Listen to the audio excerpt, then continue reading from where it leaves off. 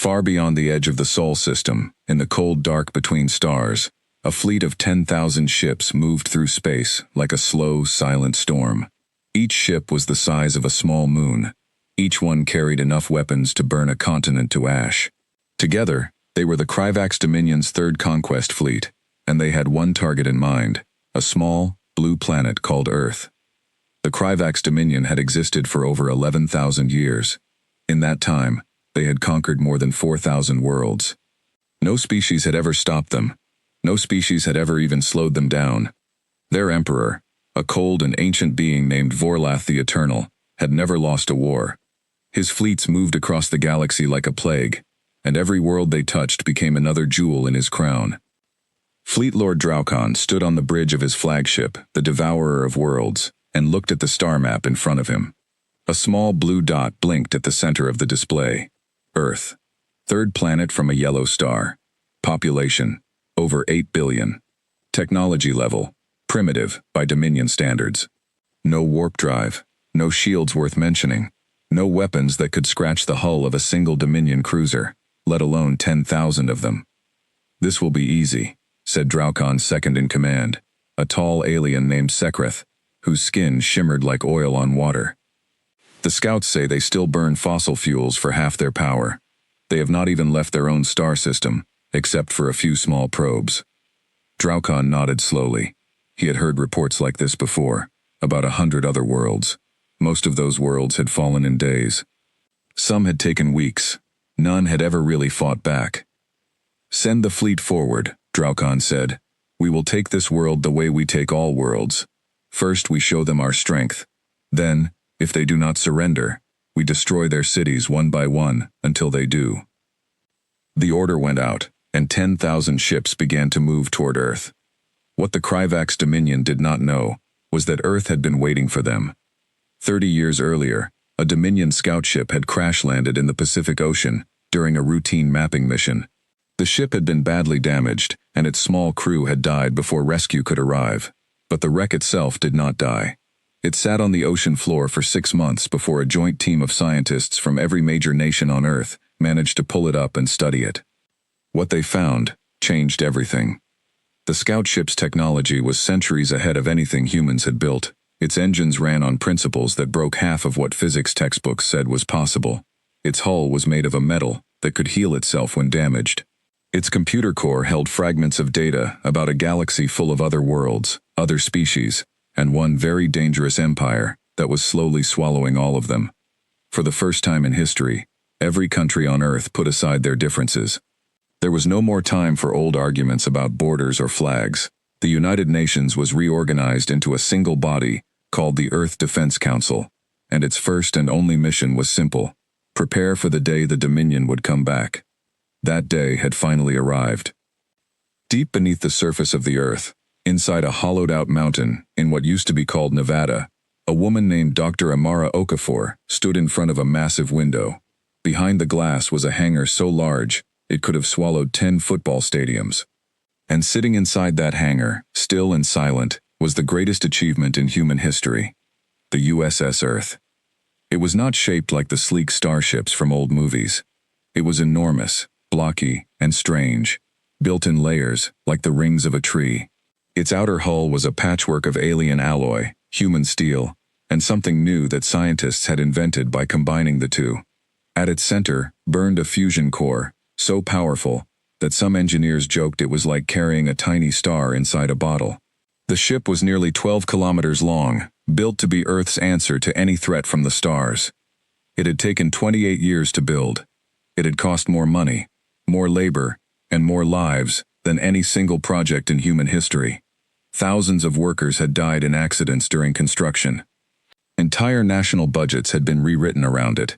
Some people had called it madness. Some had called it humanity's last hope. Now, with the Dominion fleet only weeks away, it was about to be tested. "Report," said a voice behind Dr. Okafor. She turned and saw Admiral James Reyes walking toward her, his uniform crisp despite the late hour. Reyes was 61 years old, silver-haired, and had spent the last 15 years training for exactly this moment. "All primary systems are online," Dr. Okafor said. "The fusion core is stable. Shields are at full capacity.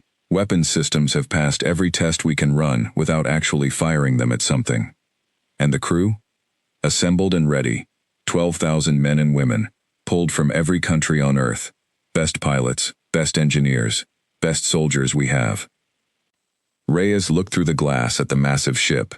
Even after years of walking its halls, it still took his breath away. "Do you think it's enough?" he asked quietly. Dr. Okafor did not answer right away.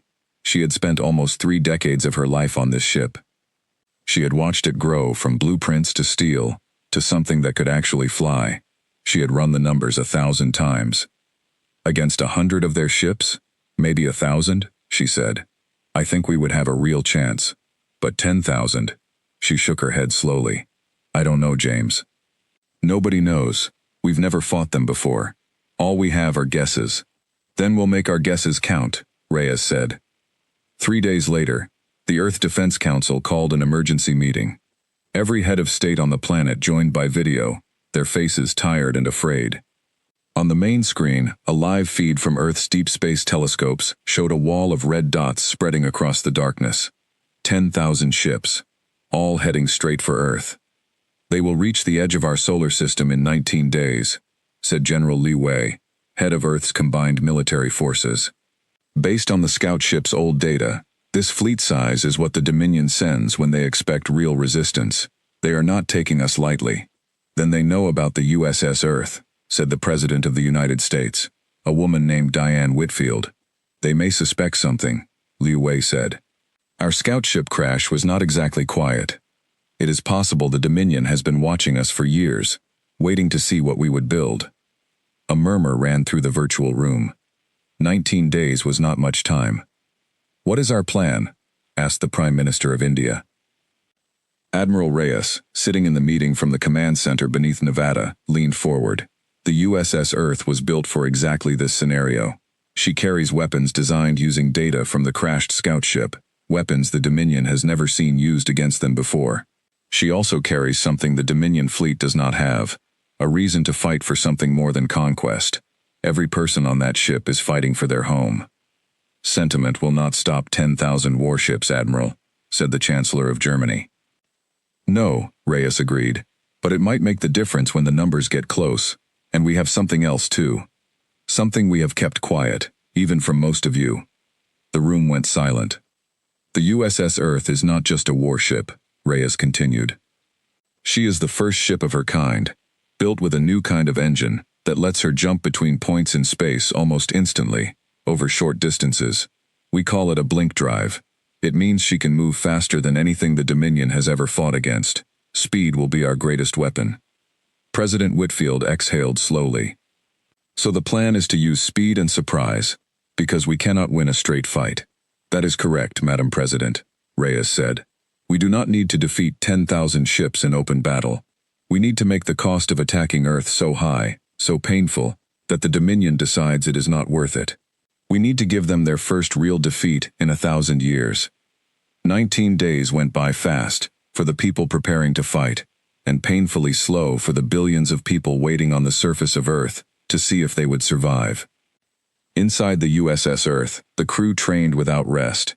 Pilots ran drone squadrons through simulated battles thousands of times, learning every possible way the Dominion might attack. Engineers checked and rechecked every system, looking for any weakness that could be fixed before the fleet arrived. Soldiers who would defend the ship's interior in case of a boarding action ran drills in the ship's massive corridors, learning every hallway and every choke point. Captain Mei Lin, the ship's chief tactical officer, stood on the bridge and watched the crew work. She was 39 years old, born in Shanghai, and had spent 20 years in the Chinese Navy before being chosen to help lead humanity's first true warship. She had a reputation for being calm under pressure, and in the coming weeks, that calm would be tested more than she could imagine. "Captain," said a young officer named David Kwan, "long-range sensors just picked up the Dominion fleet crossing into the outer solar system. They'll be at Jupiter's orbit within 6 days. Mei Lin nodded, keeping her face steady, even as her heart beat faster. "Signal the Admiral. Tell him it's time." 6 days. That was all the time humanity had left before the largest invasion fleet ever sent to a single world arrived at their doorstep. 6 days to finish preparing the ship that carried the hopes of 8 billion people. 6 days before the USS Earth would fly out to meet an empire that had never lost a war, and try to become the first ones in history to make them retreat. On the bridge of the Devourer of Worlds, Fleet Lord Draukon studied his own sensor readings and frowned. His scouts had picked up something strange near Earth's moon, a massive energy signature, far bigger than anything the primitive humans should have been able to build. "Sekrath," he said, "send 3 scout ships ahead. I want to know what that reading is before the main fleet arrives." "Yes, Fleet Lord," Sekrath said. But even as he gave the order, a small, cold feeling crept into his chest, one he had not felt in a very long time. For the first time in over 1,000 years, the Kryvax Dominion was about to be surprised. The 3 Dominion scout ships dropped out of warp near Earth's moon, their sensors sweeping the area for the strange energy signature Fleet Lord Draukon had asked about. What they found made their crews go very quiet. Sitting in high orbit above the moon's far side was a ship unlike anything in the Dominion's records. It was massive, easily the size of a Dominion battlecruiser, but built in a strange, layered shape that looked almost organic, like something grown instead of built. Its hull glowed faintly with a soft blue light, the mark of an active shield system running at full power. "Send the readings back to the fleet," ordered the lead scout captain, a nervous young alien named Trixel. "Do not approach any closer. Just observe and report." But the USS Earth had already seen them. On the bridge, Captain Mei Lin watched the 3 scout ships appear on her tactical display.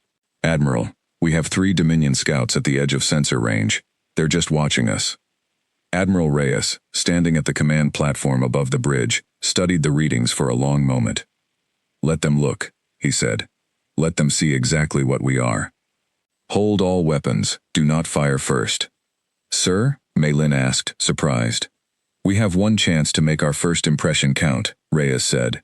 "If we destroy their scouts, they'll know exactly how strong our weapons are, before the real fight even begins. Let them wonder instead. Fear of the unknown is worth more than any single weapon we have." For 20 long minutes, the 2 sides simply watched each other in silence. Then the Dominion scouts turned and warped away, racing back to report to the main fleet. 6 days later, the sky above Earth changed forever. People all over the world stepped outside their homes and looked up, and for the first time in human history, they could see the invasion coming with their own eyes. 10,000 points of light, faint but growing brighter every hour, spread across the night sky like a plague of new stars. News channels around the world broadcast the same images on a constant loop. Churches, mosques, and temples, filled with people praying. Families gathered together, holding each other close, unsure if they would see tomorrow.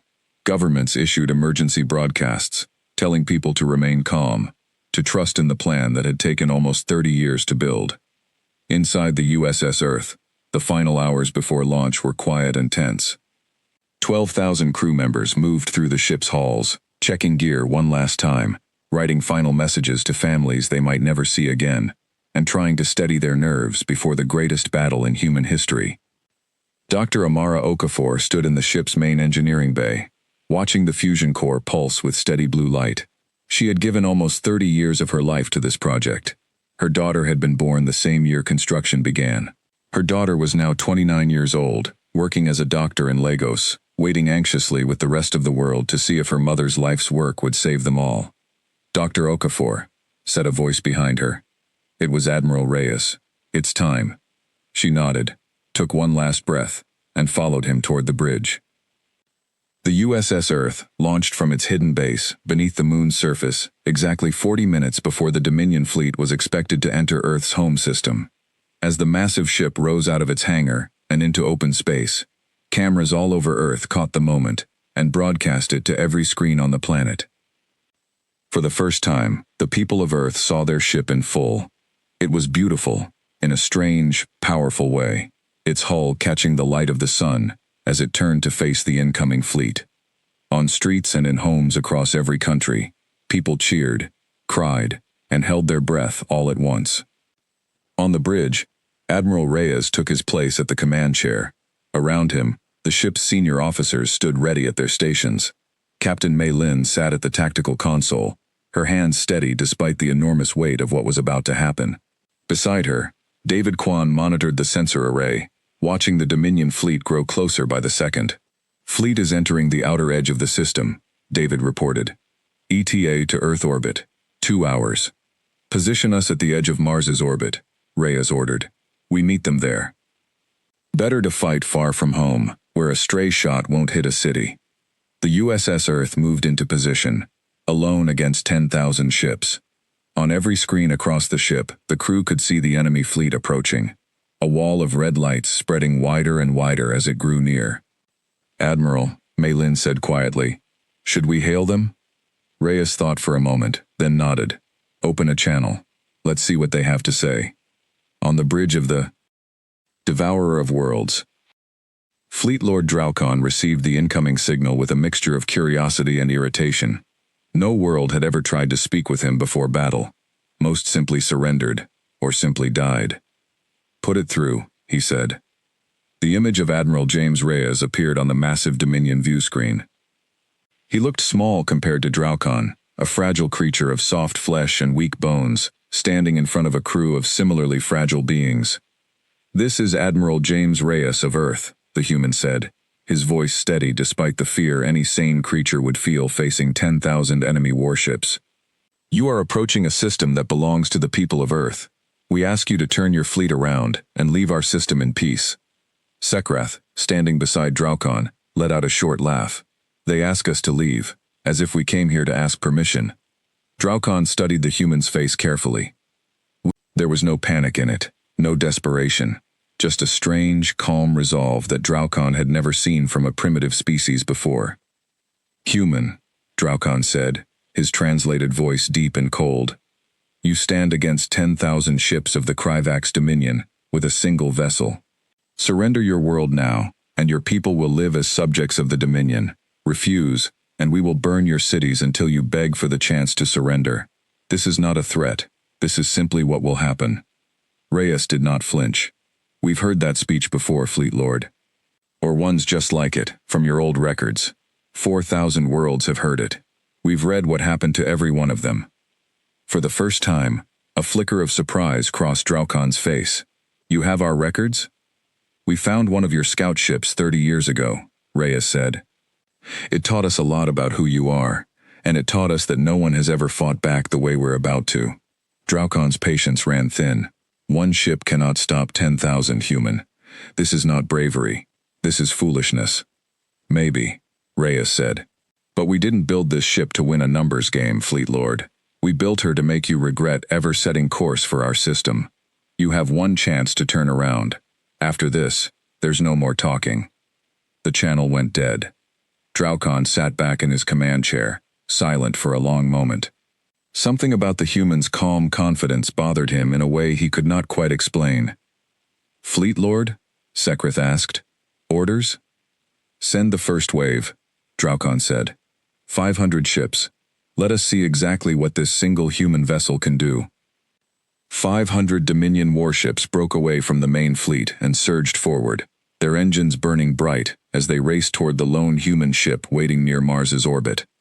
Inside the USS Earth, alarms rang softly through the ship as the enemy formation was detected. 500 ships incoming, David Kwan reported, his voice tight. ETA 4 minutes. Admiral Reyes stood from his chair, his eyes fixed on the tactical display. This was it. The moment 30 years of work had been building toward. All hands, this is the Admiral, he said, his voice carrying through every corridor of the ship. In a few minutes, we're going to show the galaxy what humanity can do when we work together. I won't pretend this isn't dangerous. I won't pretend we know exactly what will happen. But I know this crew. I know this ship. And I believe in both more than I've ever believed in anything in my life. He turned to Captain Mei-Lin. Bring the shields to full power. Launch the drone wings. It's time to fight. Mei-Lin's fingers moved across her console. Shields at maximum. Drone bays opening. Weapons hot. Outside the USS Earth, hundreds of small hangar doors slid open along the ship's massive hull, and thousands of autonomous combat drones streamed out into space, forming tight defensive formations around the larger vessel. Each drone was small compared to the Dominion warships, but they were fast. and they were armed with weapons built from data recovered from the alien scout ship decades ago. The 500 Dominion ships closed the distance, weapons charging, confident in a victory they had won 1,000 times before. They had no idea that this time would be different. The two forces raced toward each other across the empty dark of space, and in the space station cities of Earth, in the homes of billions of ordinary people, everyone held their breath and watched the sky, waiting to see if the ship they had built with everything they had would be enough to save them all. The battle for Earth was about to begin. The 500 Dominion ships opened fire the moment they were in range, filling space with beams of green energy that lit up the darkness like lightning. On the USS Earth's bridge, the crew braced for impact as the first wave of fire struck the ship's shields. The entire vessel shook, but the shields held. Shield strength at 91%, Maylin called out, relief clear in her voice. "They're holding, Admiral." "Return fire," Reyes ordered. "Drone wings, engage. Main batteries, target their lead ships." The USS Earth's weapons came alive. Along the ship's hull, massive cannons opened fire, sending bolts of blue-white energy across the battlefield. Unlike the Dominion's weapons, which were built to overwhelm shields with pure power, the USS Earth's weapons had been designed using a different principle discovered in the wreckage of the crashed scout ship: focused energy that could bypass shields entirely and strike directly at a ship's hull. The first Dominion cruiser hit by this new weapon did not just take damage, it came apart, its hull splitting open like a cracked egg, air and debris spilling out into the vacuum of space. On the bridge of the Devourer of Worlds, Fleet Lord Draukon watched the reports come in with growing disbelief. "Report," he snapped. "Fleet Lord," said a communications officer, her voice shaking slightly. "We have lost 4 ships in the first exchange. Their weapons are punching through our shields as if they are not there." Draukon's claws tightened on the arm of his command chair. 4 ships lost in the opening seconds of battle. That had never happened before. Not once, in 1,000 years of conquest. "Continue the attack," Draukon said. "Overwhelm them with numbers." Out in the void, the battle raged on. The USS Earth's drone wings darted between the massive Dominion warships, firing precise shots at engine ports and weapon batteries, then pulling back before enemy fire could find them. The drones were small and fast, and the Dominion gunners, used to fighting slow, lumbering enemy fleets, struggled to hit them. But the Dominion ships were not helpless either. Their sheer numbers began to tell. Dozens of drones were destroyed in the crossfire, and slowly, the enemy fleet began to find its rhythm, coordinating their fire to focus on single sections of the USS Earth's shields at once. "Shields down to 74% on the port side," Maylin reported. "They're starting to concentrate their fire." "Rotate shield frequency," Reyes ordered. "Don't let them find a pattern." Dr. Okafor, monitoring the ship's systems from engineering, worked quickly alongside her team to shift the shield harmonics, making it harder for the Dominion gunners to predict where the next hit would land. It bought them time, but time was not the same as safety. 20 minutes into the battle, the USS Earth had destroyed 63 Dominion warships. In exchange, she had lost nearly a third of her drone wings, and her shields had dropped to 52%. It was, by any measure, an impossible result. No single ship in Dominion history had ever traded losses like this against a Dominion war fleet, not even close. But the fight was far from over, and everyone on the bridge knew it. "Admiral," David Kwan called out, "the Dominion fleet is regrouping. Looks like they're pulling back their first wave and preparing something new." On the main view screen, the remaining Dominion ships from the first wave broke formation and retreated toward the main fleet, leaving behind a field of drifting wreckage and dead ships. Reyes allowed himself a small, tight breath. "Casualties?" "We lost 11 crew members when a drone bay took a direct hit," Maylin said quietly. "Structural damage to sections 12 through 15. Repair teams are already moving." 11 lives. It was a small number compared to what could have happened, but it still weighed heavily on everyone on the bridge. Reyes closed his eyes for a brief moment, then opened them again, his focus returning to the battle ahead. "They'll come back harder," he said. "That was a probe, not their real attack. We need to be ready." Back on the Devourer of Worlds, Fleet Lord Draukon called an emergency council with his senior commanders. The mood in the room was tense, unlike anything most of the officers present had ever experienced. "This is not possible," said Commander Urathis, one of Draukon's oldest and most experienced officers. "One ship should not be capable of this. Their weapons, their shields, their tactics, none of this matches the intelligence reports on their technology level." "They had our scout ship's wreckage," Sekrath said grimly. "They must have reverse-engineered our systems. Perhaps even improved upon them." Draukon stared at the tactical display, watching the wreckage of 63 of his ships drift silently in the dark. "Send the second wave, 2,000 ships this time. Overwhelm them with sheer numbers. No single vessel, no matter how advanced, can withstand that." "Fleet Lord," Urathis said carefully, "if we lose ships at this rate against 2,000, our losses could be catastrophic." "Then we will accept those losses," Draukon snapped. "We are the Kryvax Dominion. We have never lost a war, and we will not lose this one to a single primitive vessel, no matter how clever its weapons are." The order was given. 2,000 ships broke away from the main fleet and surged forward. Inside the USS Earth, the crew had barely finished patching the worst of the damage from the first wave when the new alert sounded. "Admiral," David Kwan said, his voice tense, "we have a new contact. 2,000 ships, incoming fast." The bridge went quiet for a moment. 2,000 ships was 4 times the size of the first wave. Even with the results they had achieved so far, everyone on the bridge understood the math was not in their favor if this kept scaling up. Admiral Reyes studied the tactical display carefully. This was the moment the entire plan had been built around, the moment they would need to use everything the USS Earth had to offer, not just her weapons and shields, but the one advantage the Dominion did not know about yet. "Dr. Okafor," Reyes said, opening a channel to engineering. "Status on the blink drive?" "Fully charged and ready, Admiral," Okafor replied. "One jump, and then we'll need at least 10 minutes to recharge before we can use it again." Reyes nodded slowly, his mind working through the tactics. 2,000 ships were approaching in a wide formation, expecting to surround and overwhelm the lone human vessel. But a wide formation had weaknesses too, gaps that a fast-moving ship could exploit if it knew exactly where and when to strike. "Captain Mei Lin," Reyes said, "plot a blink jump to the far side of their formation, near their support and supply ships. If we can hit their fuel and ammunition reserves, it will hurt their entire fleet, not just this wave." Mei Lin's eyes widened slightly at the boldness of the plan, but she nodded and began calculating the jump. "Coordinates locked, Admiral. Ready on your command."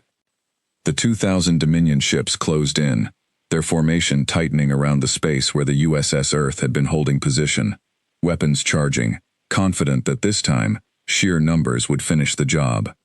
"Now," Reyes said. The USS Earth's blink drive activated, and for a fraction of a second, the massive ship seemed to fold in on itself, before vanishing entirely from where it had been standing.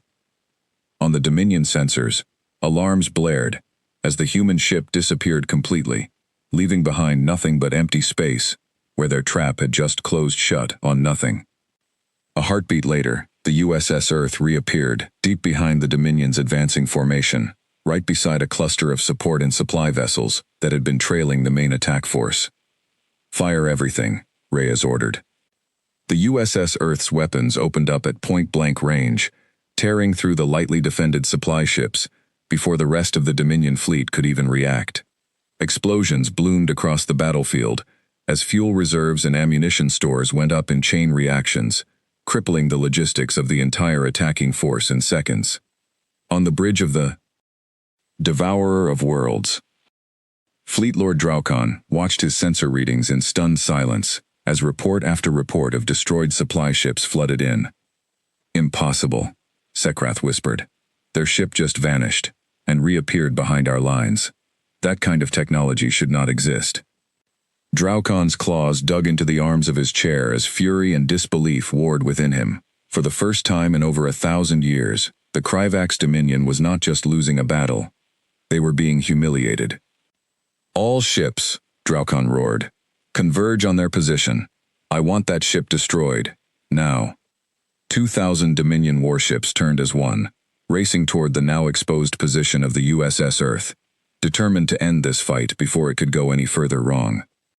And on the bridge of humanity's greatest creation, Admiral Reyes watched the enemy fleet turn toward him and felt his heart pound in his chest, knowing that the hardest part of the battle was only just beginning. 2,000 Dominion warships turned toward the USS Earth like a closing fist, and for the first time since the battle began, Admiral Reyes felt the true weight of what they were facing. The supply ships were destroyed, and the enemy's logistics were badly hurt, but now the full weight of the second wave was coming straight at them, and the blink drive needed 10 more minutes to recharge. Shields at 88%, Maylin reported. They'll be in weapons range in 90 seconds. Drone wings, form up around the ship, Reyes ordered. Full defensive pattern. We hold here as long as we can. The remaining drones, battered but still functional after the first engagement, pulled into tight formation around the USS Earth's hull, ready to intercept incoming fire and enemy fighters. It would not be enough to stop 2,000 ships completely, but every shot they blocked was a shot that did not hit the main vessel. The Dominion fleet opened fire the moment they were in range, and space around the USS Earth turned into a storm of green energy bolts.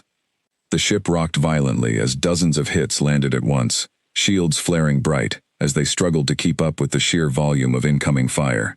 Shields down to 60%, Maylin called out, her voice tight with strain. They're hitting us from every angle. Return fire. Focus on their lead formations, Reyes said. Don't let them box us in. The USS Earth's main batteries roared back to life, cutting down Dominion ships one after another. But for every ship destroyed, 3 more took its place. The sheer scale of the enemy fleet was beginning to show its weight, and slowly, painfully, the tide of the battle began to shift.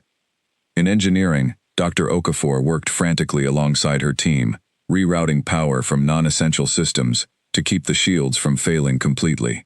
Sparks flew from overloaded conduits as the ship strained under the punishment it was taking.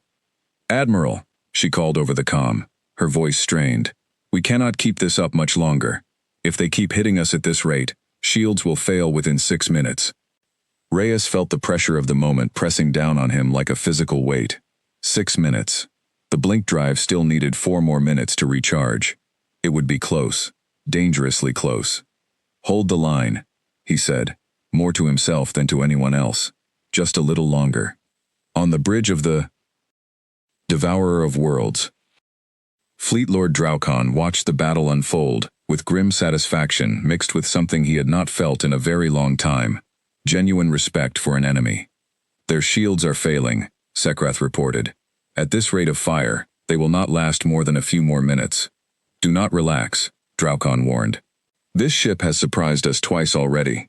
Do not assume the third time will be any different."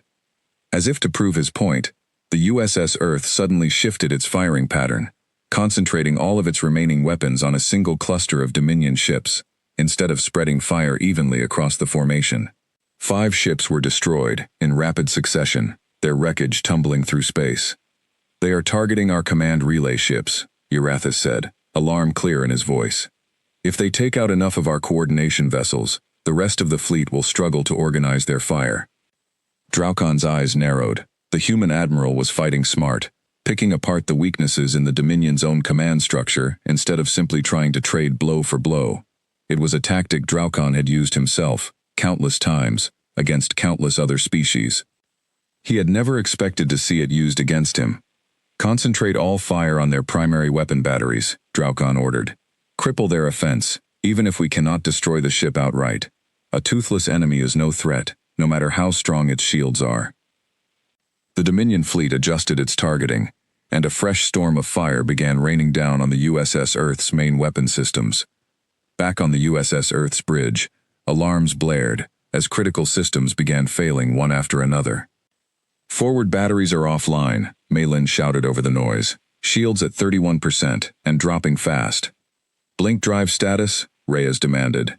90 seconds until it's ready," came Dr. Okafor's strained voice over the comm. "I can't make it go any faster, Admiral. The core needs that time to recharge safely." 90 seconds. It felt like an eternity. "Admiral," David Kwan called out, his voice cracking with urgency. "Multiple hull breaches on decks 7 and 8. Emergency crews are responding, but we're losing atmosphere in 3 sections." Reyes gripped the arms of his command chair, forcing himself to stay calm even as the ship shuddered violently around him. This was the moment. This was the test that everything, every year of planning, every life, poured into building the USS Earth, had been leading toward. If they failed now, there would be no second chance. There would be no one else standing between the Dominion fleet and the 8 billion people on Earth. "All hands, brace for impact," he said over the ship-wide comm, his voice steady, despite everything happening around him. "We hold, we do not break."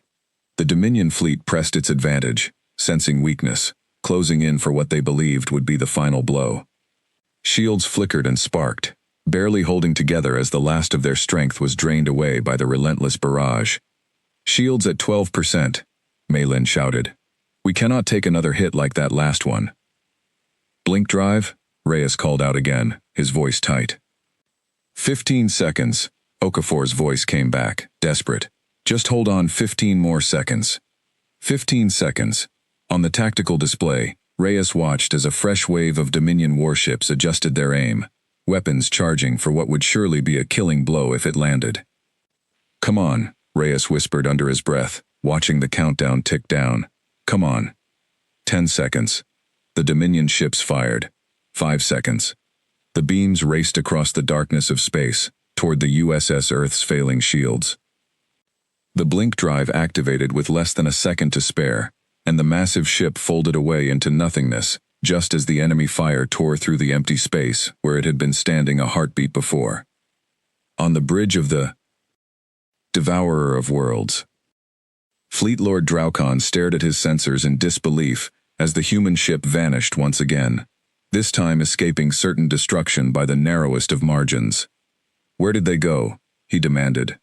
"Unknown, Fleet Lord," came the response. "Their signature has completely disappeared from our sensors." Draukon slammed his fist against the arm of his chair, a rare display of open frustration. Twice now, this single human ship had slipped through his grasp, escaping when defeat seemed certain, and striking back when least expected. It was unlike anything he had encountered in over 1,000 years of conquest. "Find them," he ordered. "Spread the fleet across the system. I want every sensor array searching every corner of this system, until we locate that ship again." The USS Earth reappeared far on the other side of Earth's moon, badly damaged but alive. On the bridge, the crew allowed themselves a brief moment of relief as the immediate danger passed, though the ship around them bore the scars of the battle clearly. "Damage report," Reyes said, his voice hoarse with exhaustion. "Shields are at 9% and barely holding," Malin reported. "Forward weapons are offline. We've lost sections 7 through 9, and emergency crews report at least 43 casualties, with more still being counted." Reyes closed his eyes for a moment, absorbing the weight of those numbers. 43 lives lost, and the battle was far from over. Somewhere out there, 10,000 Dominion ships remained, minus the few hundred they had managed to destroy, still determined to finish what they had started. "How long until we can fight again?" he asked. "Shields need at least 20 minutes to recover to a usable level," Dr. Okafor answered over the comm, her voice strained but steady. "Weapons repairs will take longer, maybe 40 minutes if we push the repair crews to their limits." 20 minutes. 40 minutes. Time they might not have. Reyes looked around the bridge at his crew, exhausted but still standing, still fighting. He thought of the 8 billion people on the world below them, watching, waiting, hoping that the ship they had sacrificed so much to build would somehow find a way to save them all. "Then we use every second we have," he said. "Get me a status update on the rest of the Dominion fleet. I want to know exactly what we're facing when they find us again. Because find them, the Dominion fleet would. It was only a matter of time. And when they did, the USS Earth would need to be ready for whatever came next, no matter how badly damaged, no matter how tired her crew had become." The fight for Earth was far from over, and the hardest battle was still to come. 23 minutes passed in tense silence aboard the USS Earth, as repair crews worked without rest, patching hull breaches, restoring power to damaged systems, and coaxing the shields back to something resembling full strength. Down in engineering, Dr. Amara Okafor moved between stations, her uniform stained with sweat and grease, pushing her team harder than she ever had before. "Shields at 68% and climbing," she reported to the bridge. "Forward weapons back online, but but at reduced power. It's not everything, Admiral, but it's something. On the bridge, Admiral Reyes nodded grimly, watching the tactical display where the scattered red dots of the Dominion fleet slowly spread across the system, searching for their hidden target. It would not take much longer for them to be found again. David, any sign they've picked up our trail? Reyes asked. Not yet, David Kwan replied, his eyes fixed on his console. But they're expanding their search pattern. I'd give it 10 minutes, maybe less, before they cover this position. Reyes turned to Captain Mei Lin. Blink drive status? Fully charged, she said. Ready whenever you need it, Admiral. Reyes studied the tactical map carefully. 10,000 ships had come to conquer Earth. They had already destroyed a few hundred, crippled the enemy's supply lines, and escaped certain destruction twice. But the math was still not in their favor. Even with everything they had achieved, the Dominion still had more than 9,000 warships left, and the USS Earth was still just one ship, battered and running out of options. There had to be another way. A way to end this before attrition wore them down completely. Dr. Okafor, Reyes said, an idea forming in his mind. Pull up the data we recovered from the original scout ship, the section on Dominion command structure. I want to know everything about how Fleet Lord Draukon's authority works within their fleet. A moment later, the information appeared on the bridge's main screen. Dr. Okafor's voice came through the comm, curious. What are you thinking, Admiral? The Dominion has conquered 4,000 worlds without ever losing, Reyes said slowly. That kind of record makes an empire complacent, overconfident. If we can't beat them through pure force, maybe we can beat them by breaking their will to keep fighting. Mei Lin looked at him, understanding dawning in her eyes. You want to go after the flagship directly.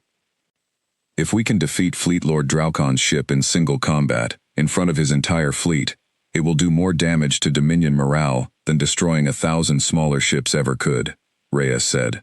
Their whole system is built on the idea that they cannot be beaten. We take that away from them, and the rest of the fleet may not have the will to keep fighting. It was a bold plan, and a dangerous one. But after everything the crew of the USS Earth had already survived, no one on the bridge doubted it was worth trying. Set a course, Reyes said. We're going straight for the Devourer of Worlds. Fleet Lord Draukon received word of the human ship's location 12 minutes later, and his fury was matched only by his disbelief when he learned the direction it was heading. They are coming toward the Devourer of Worlds. Directly? He asked, certain he had misheard. Yes, Fleet Lord, Sekrath confirmed, equally stunned. Straight toward our position. No escort, no support. Just the single ship. For a moment, Draukon considered the possibilities. It could be a trap, some clever tactic designed to lure his flagship into a vulnerable position. Or it could be exactly what it looked like. A desperate, suicidal charge by an enemy who had run out of better options. Either way, Draukon would not run from a single ship. Not after everything the Dominion had already suffered at its hands. This ended now, one way or another. Let them come, Draukon said. Recall the search fleet. I want every ship in this system converging on our position. When they arrive, we will finish this once and for all. The USS Earth blinked into existence less than 2 kilometers from the Devourer of Worlds. Close enough that both ships filled each other's view screens entirely. Around them, thousands of Dominion warships began turning back toward the flagship's position, racing to close the distance and support their leader. Admiral, Mei Lin said, we have maybe 4 minutes before the rest of the fleet arrives in force. Then we make those 4 minutes count, Reyes said. Target their weapon batteries and engine systems. We're not trying to destroy them outright. We're trying to disable them, in full view of their entire fleet. The USS Earth opened fire, its weapons tearing into the Devourer of Worlds. With shields with everything the battered ship had left. On the Dominion flagship, alarms blared, as the massive vessel shook under the assault, its own crew scrambling to return fire. Return fire! All weapons! Draukon roared from his command chair, as his ship rocked violently under the human assault. The two flagships traded blow after blow, energy weapons lighting up the space between them in brilliant flashes. The USS Earth's smaller size and superior maneuverability, honed through years of simulation and training, allowed her to dodge the worst of the Devourer of Worlds. Heavy weapons, striking at weak points with precision the Dominion had never faced before. "Their engine ports," Malin shouted. "We have a clean shot." "Take it," Reyes ordered. The USS Earth's main batteries fired directly into the Devourer of Worlds' primary engine array, and the massive Dominion flagship shuddered as explosions rippled along its rear hull, crippling its ability to maneuver. On the Dominion bridge, sparks rained down from overloaded systems as officers scrambled to control the damage. "Fleet Lord, our engines are offline." "Weapons at 40% capacity." Draukon stared at the human ship on his view screen, disbelief and something close to fear finally cracking through his ancient composure. In over 1,000 years of conquest, no enemy had ever brought his flagship this close to defeat. "All remaining fleet ships, converge immediately," he shouted. "Protect the flagship." But the nearest Dominion reinforcements were still almost 2 minutes away, and 2 minutes, in the middle of a battle like this, was an eternity. "Admiral," David Kwan called out, "the rest of the fleet is closing fast. We're about to be surrounded." Reyes studied the crippled flagship in front of him, weighing his options carefully. They had done exactly what they set out to do. The Dominion flagship was disabled, helpless in front of its entire approaching fleet. Every ship in that fleet would see their leader humbled by a single human vessel. The message would be impossible to ignore. "Hail them," Reyes said. "One more time." The channel opened, and Fleet Lord Draukon's battered image appeared on the USS Earth's main screen, his composure cracked, his flagship dying around him. "Fleet Lord Draukon," Reyes said, his voice calm despite the chaos around them both. "Your flagship is disabled. Your fleet is converging, but even with their numbers, you've seen now what this single ship is capable of. Imagine what happens when Earth builds 100 more like her, 1,000 more." Draukon said nothing, his ancient eyes burning with a mixture of rage and something new, doubt. "We don't want this war," Reyes continued. "We never did, but we will not surrender our world, not now, not ever. You have a choice, Fleet Lord. Keep fighting, and lose more ships than the Dominion has lost in the last 1,000 years combined. Or take your fleet, and go home, and tell your Emperor that Earth is not a world worth the cost of conquering." The silence stretched long and heavy across the channel. Around both ships, the Dominion fleet continued closing in, weapons ready, waiting for their Fleet Lord's command. Finally, Draukon spoke, his voice quiet, almost defeated. "In 1,000 years, no world has ever stood against us, and lived to tell of it." "Then let Earth be the first," Reyes said. The order that followed shocked every Dominion officer present. Fleet Lord Draukon, staring at the wreckage of his own fleet and the crippled hull of his flagship, gave the command to withdraw. Across the battlefield, 10,000 ships, reduced now to just over 9,000, slowly turned away from Earth's solar system, retreating back into the dark of deep space. It was a retreat unlike any the Kryvax Dominion had ever ordered in over 1,000 years of conquest, and word of it would spread across every world the Dominion had ever touched. On the USS Earth's bridge, the crew watched the enemy fleet withdraw in stunned, exhausted silence. Then, slowly, quietly at first, and then all at once, they began to cheer. Admiral Reyes sank back into his command chair, the weight of the last several hours finally settling over him. Around him, his crew embraced each other, tears mixing with relief and disbelief. Down on Earth, billions of people watching the live feeds erupted into celebration. As the news spread across every continent, the Dominion fleet was retreating. Earth had survived. In the weeks that followed, the USS Earth returned home to a hero's welcome, unlike anything in human history. Cities around the world held parades. Memorials were built for the hundreds of crew members who had given their lives in the battle. Dr. Amara Okafor stood beside her daughter for the first time in months, both of them crying tears of relief and pride. Word of Earth's victory spread far beyond the Dominion's borders, carried by trade ships and refugees from 100 conquered worlds who had never dared to hope that the Empire could be humbled. For the first time in 1,000 years, other species began to whisper of resistance, of the possibility that the Kryvax Dominion was not truly unstoppable after all. Fleet Lord Draukon returned to Dominion space in disgrace, his flagship limping home for repairs, his reputation shattered. Emperor Vorlath the Eternal did not take the news of the defeat well. But even his ancient fury could not undo what had happened. Earth had done what no world before it ever had. It had made the Dominion retreat. Admiral Reyes stood once more before the Earth Defense Council, this time not to warn of an incoming invasion, but to speak of what came next. They will come back, he told the assembled leaders of Earth. Maybe not soon, but they will come back, and next time, they'll come prepared for everything we showed them. We cannot rest on what we've done today. We need to keep building, keep growing, keep preparing. President Whitfield nodded slowly. Then we'll be ready, Admiral. Just like we were this time. Outside the council chambers, the sun set over a world that had, against every possible odd, survived its first contact with the wider galaxy.